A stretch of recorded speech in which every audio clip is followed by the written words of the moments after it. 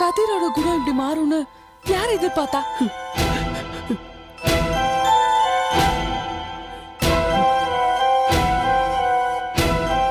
நீ வந்து ஆசைப்பட்டு ரம்யாவை கல்யாணம் பண்ணிக்கிட்ட.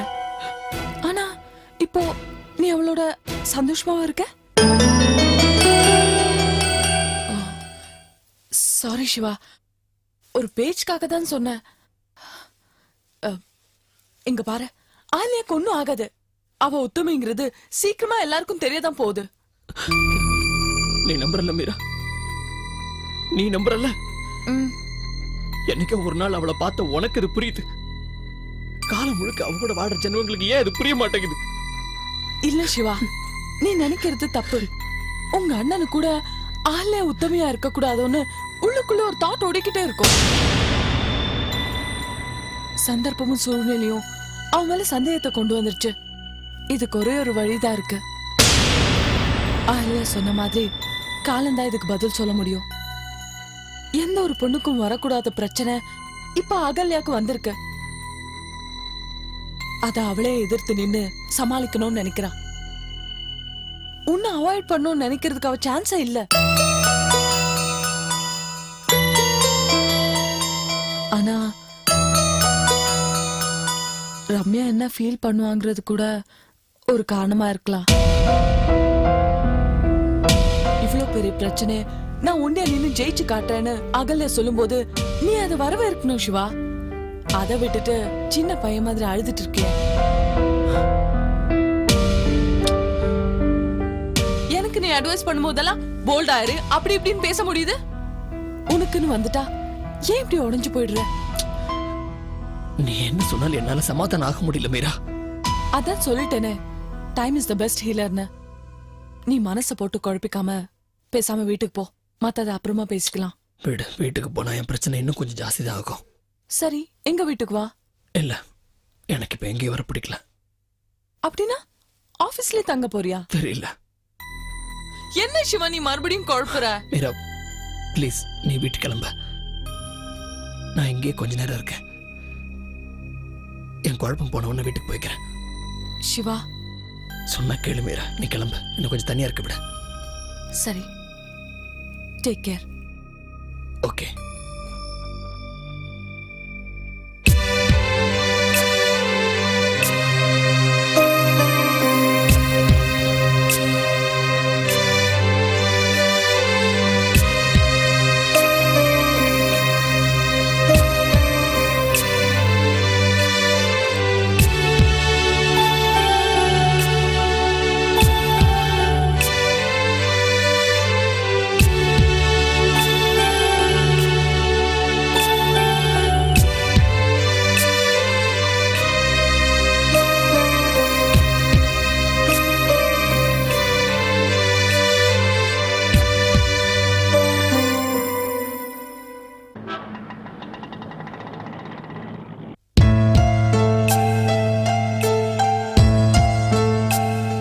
யாரையும் காணுமே.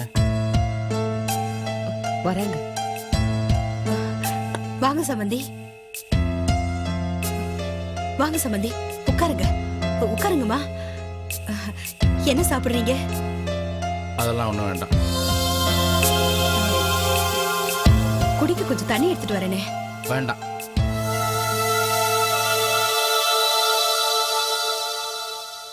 நீங்களே சொல்லுங்க.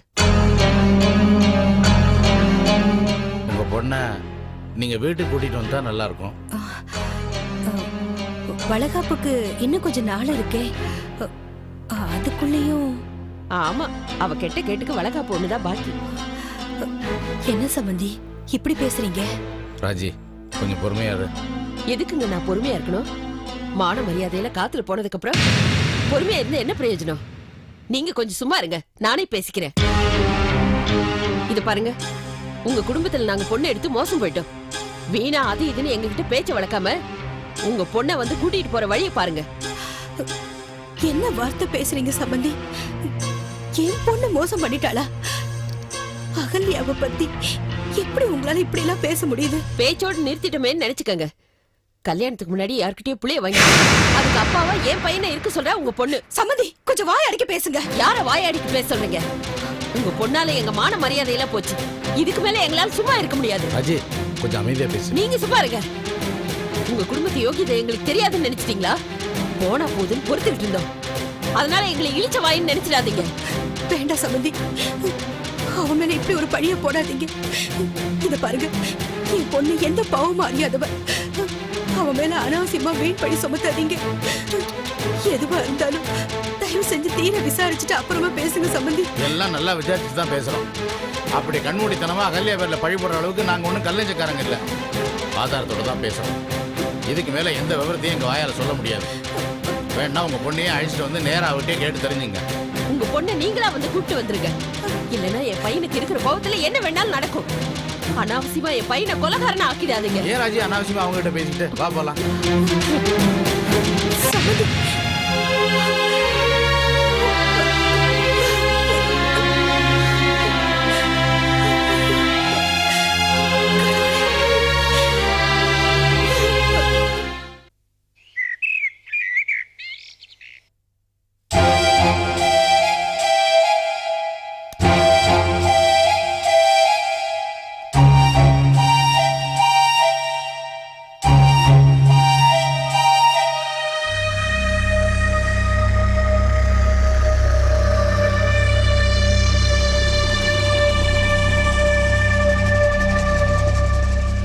வாங்க.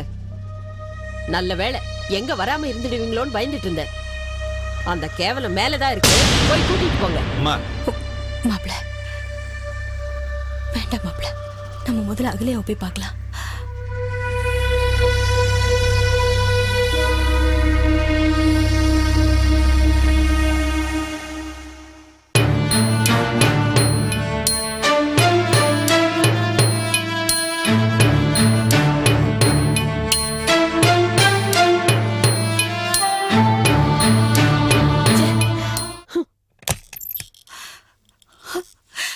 அகல்யா, என்னம்மா நடக்குது இந்த வீட்ல? சின்ன சின்ன விஷயத்துக்கு தான் உன் மேல பழி போட்டாங்கன்னு நினைச்சேன். இப்ப பார்த்தா உன்னையே பலிகடாவா ஆக்கிட்டாங்களே. அம்மா, அழறத நிறுத்து, உட்காரு, அழாத. இங்க பாரு, இவ்வளவு நாளா உன் மாமியாரும் உன் நாத்தனாரும் தான் உன்னை கஷ்டப்படுத்திட்டு இருந்தாங்கன்னு நினைச்சேன். உன் மாமனார் நல்லவர் தானடி, அவரு கூட ஏண்டி உன்னை நம்பல?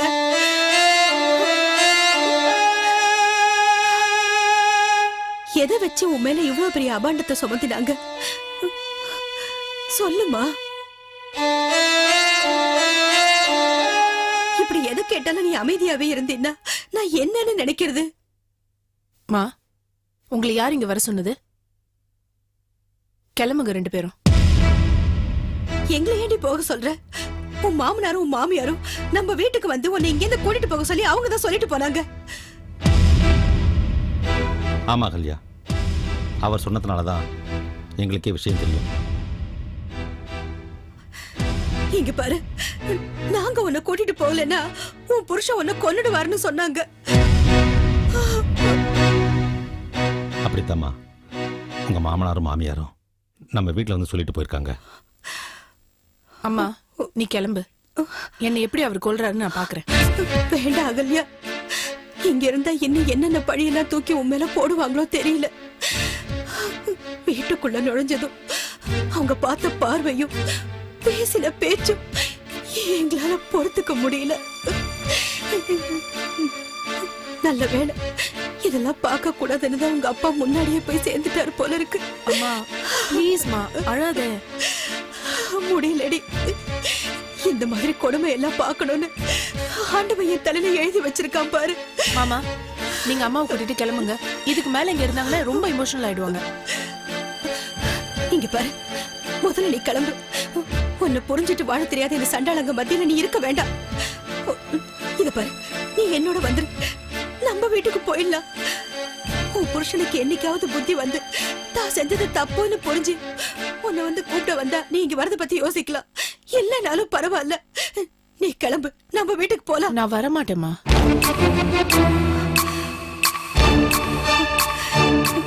என்னடி சொல்ற? ஆமாமா, நான் இந்த வீட்டுக்குள்ளே இருந்துகிட்டு தான் நான் நிரபராதின்னு நிரூபிக்க போறேன். வெளியே வந்துட்டா என் மேல சுமத்துற கலங்கம் உண்மையாயிடும். பயந்து ஓடிட்டான்னு சொல்லுவாங்க. அப்புறம் நான் நடத்துற தர்ம யுத்தத்துக்கு அர்த்தம் இல்லாம போயிடும். என் வயித்துல வளர்ற குழந்தைக்கு அப்பா அவர் தானே நிரூபிக்காம நான் இந்த வீட்டை விட்டு வெளியே வரதா இல்ல. என்ன நிரபராதின்னு நிரூபிக்கிற சாட்சிங்களும் இந்த வீட்டுல இருக்கிறவங்களாவே தான் இருக்கணும். என் மேல விழுந்த பழி என்னோடய முடியணும். அது எந்த விதத்திலயும் என் பிறந்த வீட்டை கலங்கப்படுத்த கூடாதுன்னு நான் நினைக்கிறேன். நீ தைரியமா போமா. நான் உன் பொண்ணு. நீ பயப்படுற மாதிரி எந்த விபரீதமும் என்ன மீறி இங்க நடக்காது. உன்ன மாதிரி நானும் பயந்தனா உன் மக தப்பு பண்ணாதவனு நிரூபிக்க முடியாது. நான் நிரூபிச்சுட்டு வரேன். வேண்டாண்டி அகல்யா, அதெல்லாம் எதுவும் வேண்டாம். எனக்கு என்னவோ ரொம்ப பயமா இருக்கு. நீ வீட்டுக்கு வா. அகல்யா சொல்றது தான் கரெக்ட். இந்த களங்கத்தோட நம்ம கூட்டிட்டு போனோம்னா அவங்க சொல்றது தான் உண்மை ஆயிடும்.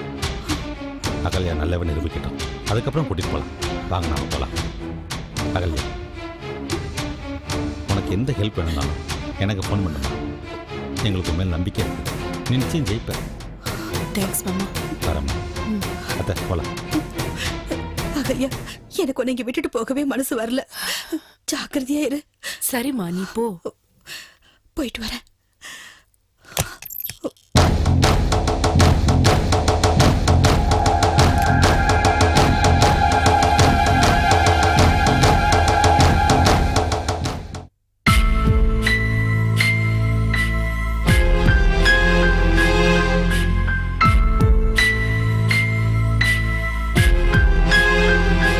என்ன வெறுங்கையோட வரீங்க? அவ எங்க? அவ வரலன்னு சொல்லிட்டா. அவ வரலன்னா நீங்க கூட்டிட்டு போக மாட்டீங்களா? அவ என்ன குழந்தையா? கால்ல போடுறத கழட்டி அடிச்சு இழுத்துட்டு போகாம அவ வரலன்னு சொன்னதை இவங்க வந்துட்டாங்களா? அம்மா கொஞ்சம் நிதானமா பேசுங்க. அவ இந்த வீட்டு மருமக. அவ இந்த வீட்டு மருமகளா நடந்துக்கலையே. எங்க பொண்ணை பத்தி என்ன தெரியும் உங்களுக்கு? நீங்க பாட்டு பேசிக்கிட்டே இருக்கீங்க. குட்ட குட்ட குனிஞ்சிட்டே இருப்போம் நினைச்சிட்டு இருக்கீங்களா? தாராதனம் தெரியாத இந்த குடும்பத்துல வாழ்க்கப்பட்டது அவ பண்ண தப்புதான். அதான் தங்கத்துக்கும் பித்தளைக்கும் உங்களுக்கு வித்தியாசமே தெரியாம போச்சு. நிறுத்துங்க. நடந்தது எல்லாம் தான் வெட்ட வெளிச்சமாயிடுச்சு. இன்னும் என்ன அவளை தூக்கி வச்சு பேசுறீங்க? அவளை வெட்டாம விட்டோன்னு சந்தோஷப்படுங்க. வெட்டுவீங்கன்னு தெரியும். இந்த வீட்டுல இருக்கிறது அவ உயிருக்கு ஆபத்துன்னு எங்களுக்கு நல்லா தெரியும்.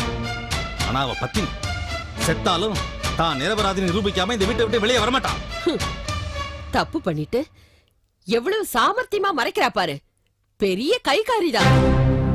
இல்லனா என் பையனுக்கு துரோகம் பண்ணுவாளா? சமந்தி, உங்க வீட்லயே ஒரு பொண்ணு இருக்கா. அவளுக்கு இந்த மாதிரி நிலைமை வந்தா முதல்ல வாய கழுவுங்க.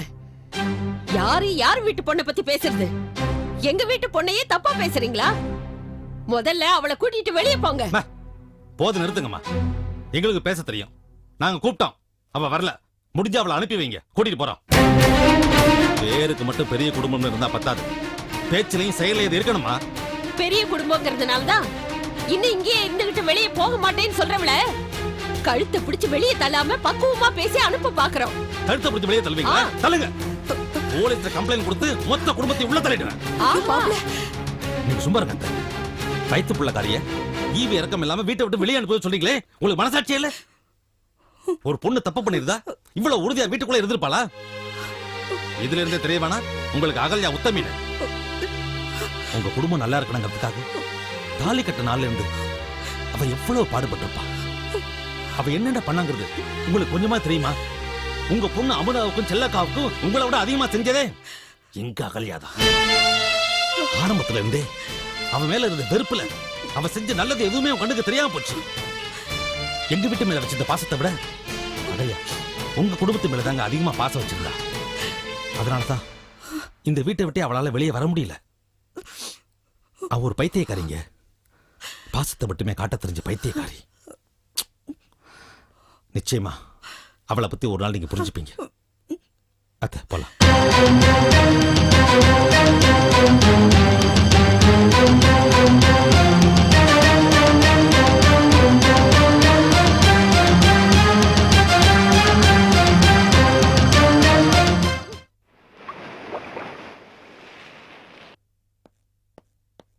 அவ போனாலா இல்லையா?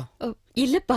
எனக்கு அப்பவே தெரியும் நீங்க அவளை அனுப்பியிருக்க மாட்டீங்க. டேய் கதிர், நாங்களும் அவளை போக கூடாதுன்னு கையை பிடிச்சி உட்கார வச்சிருக்கோம். போன்னு சொன்னா போனா தானே. எனக்கு தெரியும் அவளை எப்படி அனுப்ப. கதிர் வேண்டாப்பா. கதிர், கதிர். நான் கேளு, கொஞ்சம் பொறுமையா இருடா, அவசரப்படாத, ஏதாவது பிரச்சனை ஆயிடும். கதிர் சொன்னா கேளு.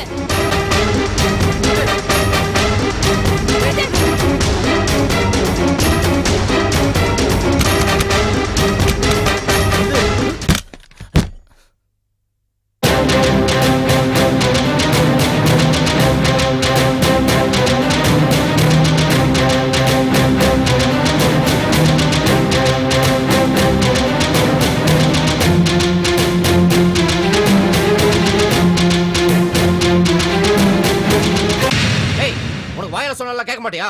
கழுத்தை பிடிச்சு வெளில தள்ளாதான் போவியா? வெளில போடி. டேய் கதிர், கதிர் நான் நிரபராதின்னு நிரூபிக்காம இந்த வீட்டை விட்டு வெளியே போக மாட்டேன்னு ஏற்கனவே சொல்லியிருக்கேன்.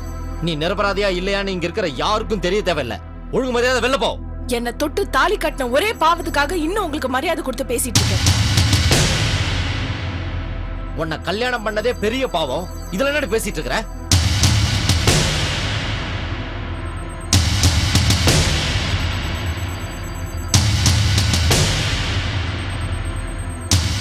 உன்னை தொட்டு தாலி கட்டினது தானே பாவம். அந்த பாவத்தை நானே கழுவிடுறேன்.